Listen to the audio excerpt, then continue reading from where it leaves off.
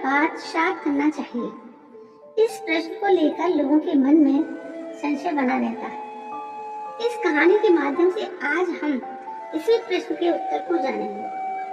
मृत्यु के बाद पितरों के लिए श्राद्ध करने की कोई निश्चित अवधि नहीं है। श्राद्ध को पितृपक्ष के दौरान किया जाता है, जो हर साल भाद्रपद मास की पूर्णिमा से शुरू होता है और अश्विनी मास की अमावस्या तक चलता है।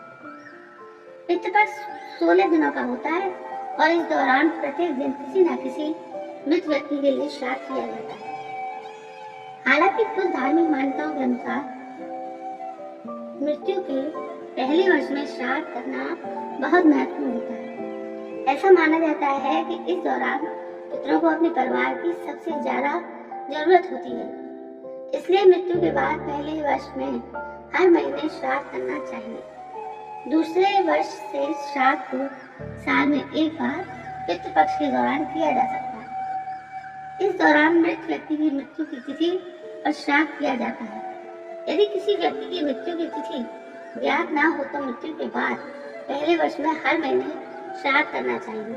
दूसरे वर्ष से प्रतिपदा, पंचमी, नवमी और एकादशी को श्राद्ध किया जा सकता है। श्राद्ध करने से मृत व्यक्ति की आत्मा को शांति मिलती है और वो मोक्ष प्राप्त करता है। इसलिए अपने पितरों की आत्मा की शांति के लिए श्राद्ध करना बहुत महत्वपूर्ण है। यहाँ कुछ महत्वपूर्ण बातें दी गई हैं जिनका ध्यान रखना चाहिए। जब आप अपने पितरों के लिए श्राद्ध कर रहे हों तो श्राद्ध में मृत व्यक्ति की पसंद के भोजन और पेय पदार्थ अर्पित करने चाहिए। श्राद्ध में मृत व्यक्ति के लिए दान करना चाहिए। श्राद्ध के बाद मृत व्यक्ति की आत्मा की शांति के लिए प्रार्थना करनी चाहिए। पितृपक्ष के दौरान श्राद्ध करना बहुत महत्वपूर्ण है, लेकिन कुछ ऐसे दिन होते हैं जब श्राद्ध करना वर्जित होता है।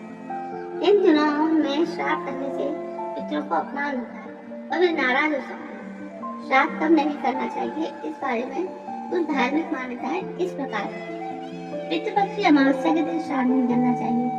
ऐसा माना जाता है कि इन पितरों को स्वर्गवास होता हुआ चतुर्दशी है।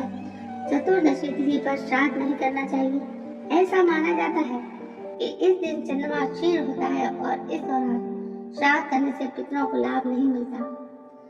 रविवार, मंगलवार, गुरुवार को श्राद्ध नहीं करना चाहिए। ऐसा माना जाता है कि इन दिनों में श्राद्ध करने से पितरों को कष्ट होता है।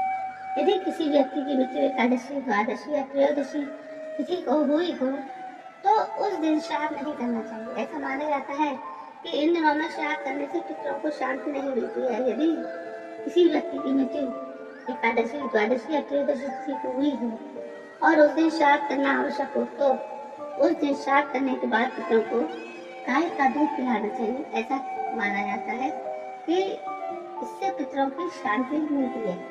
हिंदू धर्म में पितरों को जल देने का अधिकार उनके वंशज को होता है। पितरों को जल देने वाले व्यक्ति को श्राद्धकर्ता कहते हैं। श्राद्धकर्ता आमतौर पर मृत व्यक्ति का पुत्र होता है, पुत्री होती है, पौत्र होता है या नाती होता है। पितरों को जल देने के लिए किसी विशेष योग्यता की पात्रता की आवश्यकता नहीं होती। कोई भी व्यक्ति जो मृत व्यक्ति का वंशज है वो उसे जल दे सकता है। हालांकि शास्त्रों के अनुसार पिता का श्राद्ध पुत्र को ही करना चाहिए। पितरों को जल देने की विधि इस प्रकार है। श्राद्धकर्ता को स्नान करके स्वच्छ वस्त्रों में पितृपक्ष के दौरान किसी पवित्र नदी या सरोवर के किनारे जाना चाहिए। तो थाली में जल, पुष्प, तिल और चावल लेकर पितरों को याद करते हुए तप करता है। उस जल को पितरों की ओर उड़ेलता है और पुष्प को, तिल को जल में डालता है। वो श्राद्ध के पितरों के प्रसाद और दान भी देता है। तो दोस्तों, ये थी एक श्राद्ध के विषय में एक छोटी सी जानकारी। यदि आपको पसंद आई हो तो प्लीज मेरे चैनल को सब्सक्राइब जरूर करें।